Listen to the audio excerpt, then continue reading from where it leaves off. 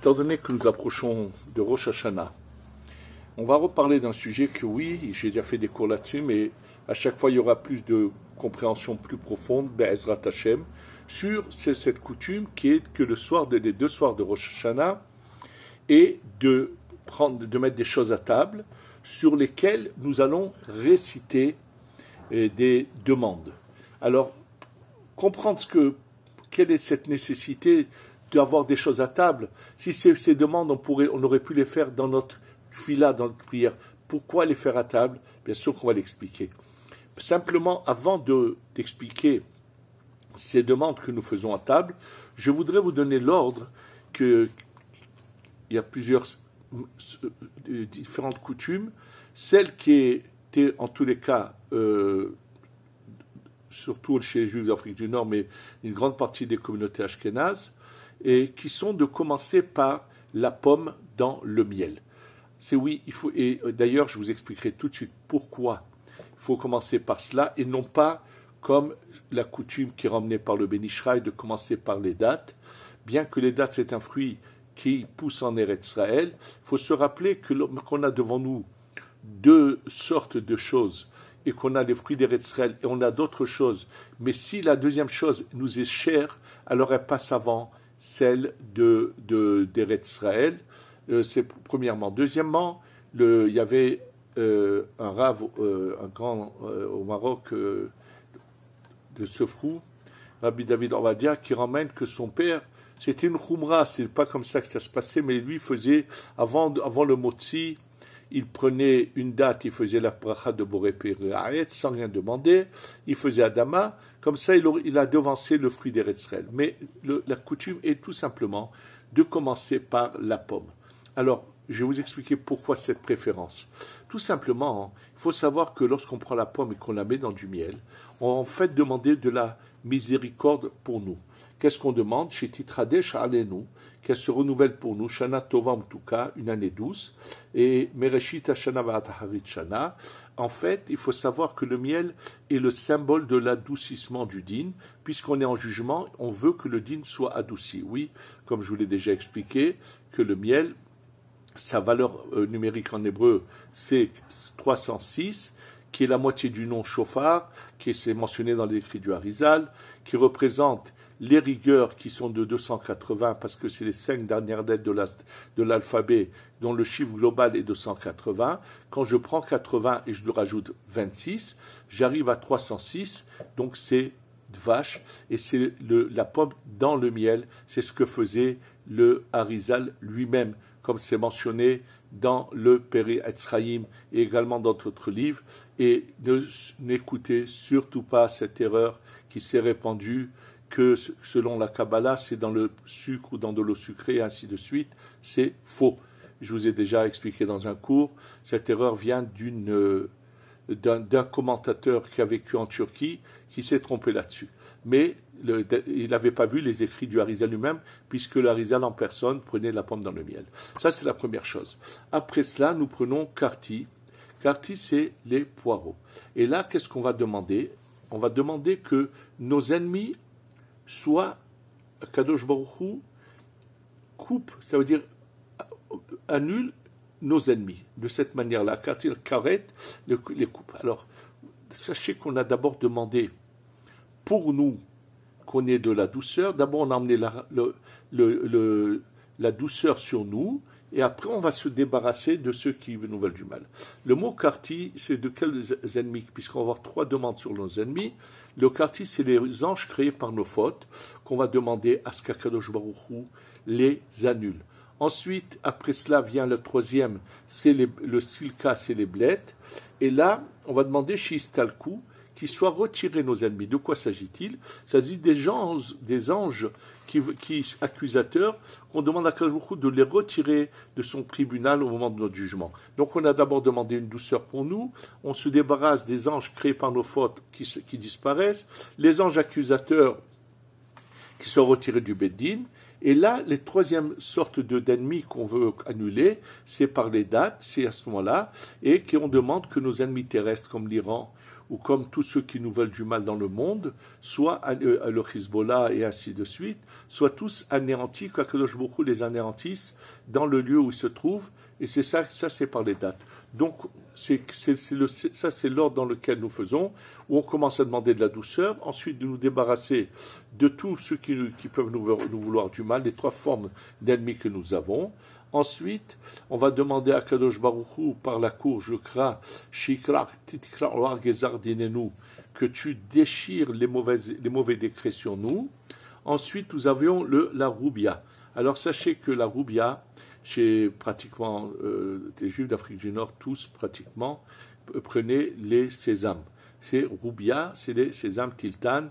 Vous pouvez le voir dans d'autres cours, j'en ai parlé longuement, c'est ça notre coutume à nous. Et là, on demande que tous nos mérites se multiplient, et comme ça, on sera bien jugé. Ensuite, nous avons la grenade, qui est, chez Niyemelim, qu'on soit plein de mitzvot. Après cela, nous avons du poisson, pour que Akadosh Baruch Hu, on puisse avoir une descendance nombreuse et qu'on soit protégé comme par l'œil du poisson qui ne se ferme jamais et qui ait cette même protection. Et pour finir, nous avons la tête du mouton pour se rappeler qu'on soit à la tête et pas à la queue, et se rappeler du sacrifice de Yitzhak. Donc ça, c'est ce que nous faisons. C'est l'ordre dans lequel nous faisons les choses chaque année. Maintenant, on va voir la source de ces demandes-là et expliquer pourquoi fallait-il qu'il y ait des choses concrètes, matérielles sur la table pour faire ces demandes. Alors, l'origine de cela vient dans la Gemara. La Gemara se trouve dans Masechet, dans le traité de Rosh Hashanah, page 12, au deuxième côté de la page. Les tables d'Agmara sont les suivants. Amar Abaye nous dit, Hashta de Amrat Simana Miltahi, maintenant que tu viens de m'enseigner que les simanim, ça a de la valeur, faire des signes, ça a un sens, alors il dit, Yeragil Inish le Mete Bereshatak, c'est bien d'emmener sur sa table, à Rosh Hashanah, et là c'est marqué presque tout ce que nous faisons, Kera, donc c'est la courge, roubia, c'est les sésames, karti, le poireau, silka, les blettes, tmarim, ce sont les dattes. Et oui, et il n'a pas mentionné ici la pomme dans le miel, mais c'est mentionné dans le Arizal, ramène que Anshe Maaseh, apparemment c'est quelque chose de très ancien aussi, juste que la Gemara ne les a pas tous ramenés. Et après il ramène que lorsque ensuite c'est marqué dans les Géonim que eux faisaient ça aussi, et les récits de chaque chose, ça vient des Géonim. Ensuite, dans le Shulchan Aruch, bien sûr, c'est mentionné également dans le Shulchan Aruch, dans le Siman Tav Kuf Pe Gimel 583. Et voilà les paroles du Shulchan Aruch. Yeh Adam Ragil Le'echol Berosh Hashanah. Il faut que la personne soit habituée à manger à Rosh Hashanah. Dans le Shulchan Aruch, il parle de manger, pas seulement de les voir. Roubia, donc je vous ai dit, pour nous c'est les sésames et non pas ces petits haricots blancs, haricots verts très fins que mangent les communautés du Moyen-Orient. Il dit Roubia Tiltan, et pour nous Tiltan c'est le sésame. Karti, comme je vous l'ai dit, donc le Shulchan Aruch ramène ces demandes que nous faisons en mangeant toutes ces choses-là. Et là, comment on appelle ça? Dans le Haggad, le Rama ramène Veyesh noagim lechol tapuach matok bidvash. Il précise tapuach matok, une pomme douce, parce qu'en Europe, ils avaient les deux sortes de pommes. Ce n'est pas le cas par exemple de l'Irak, où ils avaient que des pommes dures, acides, et donc, étant donné qu'ils avaient que des pommes dures et acides, ils étaient obligés de les cuire. C'est pour ça que le Ben Ishraï, dans ses halachot, parle de cuire les pommes, alors que dans son commentaire sur Shirachirim, il ramène aussi qu'on mange la pomme dans le miel. Alors, bien sûr, on va essayer de comprendre pourquoi faut-il faire ces demandes de cette manière-là, avec des signes. Quelle est c'est pourquoi on ne l'a pas fait dans la Tfila. Alors pour comprendre cela, il faut comprendre le fond même de Rosh Hashanah. Pour comprendre la profondeur des choses, je voudrais vous rappeler quelque chose que j'ai eu l'occasion de vous dire quand j'ai expliqué un peu la Shmona Esrei, la Tfila. Et je vous ai expliqué qu'en fait, finalement, ce n'est pas des demandes, ce sont des réparations. Que ça veut dire qu'on doit réparer? Il faut savoir, on va revenir sur l'idée générale.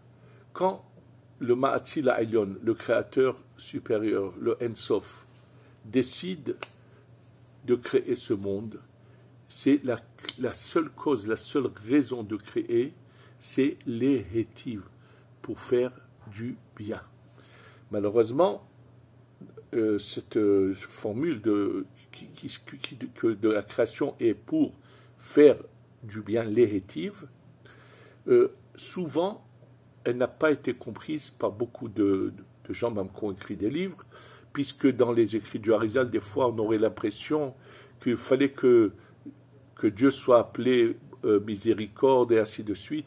Dieu n'a pas besoin d'être appelé ni miséricorde, il n'a rien besoin, Kadosh Baruch Hu, Dieu n'a rien besoin.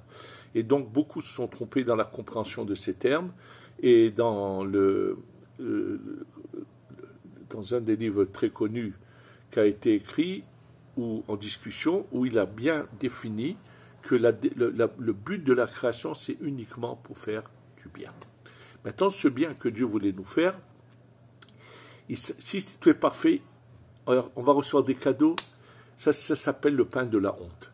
Donc, qu'est-ce qu'il fait? Il va créer un système. Ce système va être de créer des choses et les briser, et commencer la réparation, et nous demander de la continuer. C'est ce qui se passe. Et donc, antérieurement à la création du monde, à ce premier jour de la Torah, qui s'appelle Bereshit bara Elohim et Hashamayim ba'aretz, où on parle du premier jour de la création, qui est le 25 Elul, il faut savoir que antérieurement à cela, il y a cette période qui est en allusion dans la Torah, où on nous parle de création et de destruction. Et là commence la réparation. Dieu commence à réparer, répare, et arrive le 6e jour, il crée l'homme et lui dit, allez, finis cette réparation. Il se passe un événement où non seulement ce n'est pas fini, il ne finit pas, mais il redétruit un peu ce que déjà le Créateur avait déjà commencé à réparer. Et donc notre travail est de faire des réparations. Maintenant, il faut savoir que qu'est-ce qui a été entaché, abîmé par la faute d'Adam Arishon? Ce sont les éléments qui étaient proches de lui. Ce qui est très loin, qui n'est pas dans sa main, ne peut pas être abîmé. Pour comprendre cette définition, il faut savoir qu'il y a deux formules. Il y a un corps et une âme. En fait, quelque part, même là-haut dans la spiritualité, il y a un corps et il y a une âme. L'entachement, ce qu'a fait Adam Arishon, qui a provoqué des tâches, des destructions de ce qu'on appelle un gamme en hébreu, c'est uniquement dans le corps. Le corps s'appelle Chitzoniyut. Oui, cette Chitzoniyut qui est donc quelque part elle-même se compose en deux à l'intériorité de la Chitzoniyut, l'extériorité. Donc on a Chitzoniyut de Chitzoniyut et puis nous de Chitzoniyut. Sachez qu'on les répare, on commence cette réparation depuis Rosh Hashanah et elle va se terminer à Simchat Torah. On va faire une sorte de réparation globale de toute l'année. C'est comme si on a un corps, on a la tête. Là, on va travailler sur la tête et le reste de l'année, ça va être sur le corps. Mais on répare deux choses à la fois. On répare la Pnimiyut et la Chitzoniyut. C'est pour ça que tous les jours, il faut faire sa tfila, mais il faut également réciter des brachot sur des choses qu'on va consommer. Par contre, l'intériorité totale n'avait pas été touchée par Adam Arishon et elle était parfaite. Il s'est passé un événement que j'ai eu l'occasion souvent de vous parler de cela. Arrive l'histoire de la faute du veau d'or et là, c'est l'intériorité totale qui est touchée, ce qu'Adam Arishon n'avait pas fait et que nous réparons à Kippour en une journée. On répare un peu ces tâches qu'ont fait le Erev Rav, ces gens-là qui ont fait le veau d'or. Par contre, de recherche, nous, l'essentiel, en une journée, ça se fait, entièrement, c'est fini. Ça vient au milieu de cette réparation extérieures. Le Ben Ish Chai mentionne dans ses halachot que celui qui, pendant les 10 jours de pénitence, voudrait jeûner, il lui dit ne jeûne pas 24 heures d'affilée. Parce que si tu jeûnes 24 heures d'affilée, il va y avoir un jour où tu n'auras pas récité des brachot, des bénédictions sur de la nourriture, et c'est pas bien. Parce que, étant donné qu'on est dans des réparations, donc il faut également tous les jours de cette période-là faire des brachot sur de la nourriture. Oui, parce que Rosh Hashanah, les 2 jours de Rosh Hashanah, le premier c'est Pnimiyut et le deuxième Chitzoniyut, premier intériorité, deuxième extériorité, ces 2 jours-là sont quand même dans le contexte de ce qu'on appelle la Chitzoniyut. Donc, cette période de Rosh Hashanah jusqu'à Kippour, de Rosh Hashanah jusqu'à Simchat Torah, il faut qu'il y ait pas seulement de la tfila, mais également des brachot. Étant donné que s'il n'y avait pas eu la faute du veau d'or, le 10e jour de Tishrei ou Yom Kippour aurait été la continuation de Rosh Hashanah, donc quelque part ce 10e jour, au niveau de l'extériorité, si on jeûne, il va être privé. Alors, étant donné qu'il y a eu le veau d'or qui va nous obliger à garder ce jour-là pour la réparation de la Pnimiyut, c'est pour ça que la veille de Kippour, il ne faut pas manger 2 fois plus. Il est nulle part marqué qu'on doit être des ogres, nulle part marqué qu'on mange au-delà de nos moyens. Il faut multiplier les berachot. La veille de Kippour, faire des brachot pour 2 jours sur de la nourriture. Les quantités doivent être quelque chose de tout à fait normal. On ne doit surtout pas dépasser notre possibilité. On doit manger normalement et il n'est pas dit qu'il faut dépasser ces mesures. Il faut doubler le nombre de brachot pour rattraper ce manque qu'il va y avoir le 10e jour. C'est-à-dire que le 9e jour, on va faire quelque chose qui va être un rattrapage pour le 10e jour également. Et bien sûr, pendant cette période, on est jugé, puisque essentiellement, la faute que nous avons participé tous avec Adam Arishon est d'avoir entaché, abîmé cette extériorité. C'est pour ça qu'on est jugé pendant cette période. La finalité des choses se fait à Hoshana Rabbah et Simchat Torah, et là, on commence l'année.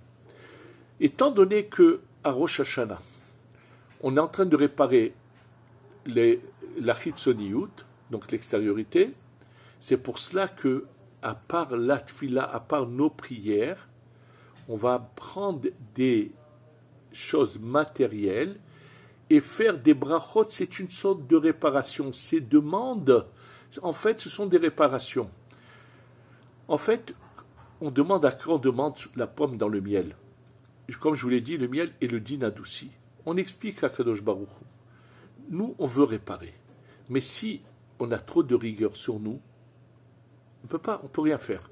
C'est-à-dire, si je prends quelqu'un et je le paralyse, il ne peut pas travailler pour rien faire. Qu'est-ce qu'on a gagné?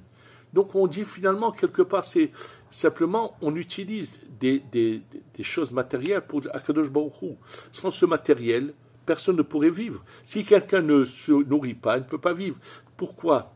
Parce que, en fait, qu'est-ce qui va finalement aussi nourrir notre neshama, notre âme? C'est en consommant ces aliments. Il y a à l'intérieur d'eux des nitzotzot de Gdusha, des parcelles de lumière, que nous allons prendre et faire pénétrer en nous. Je vais vous rappeler une petite histoire que j'ai eu l'occasion déjà de vous raconter. Un jour, une vieille femme vient chez Rabbi Yehuda Petaya. Et elle lui raconte qu'elle avait devant elle un sac de blé.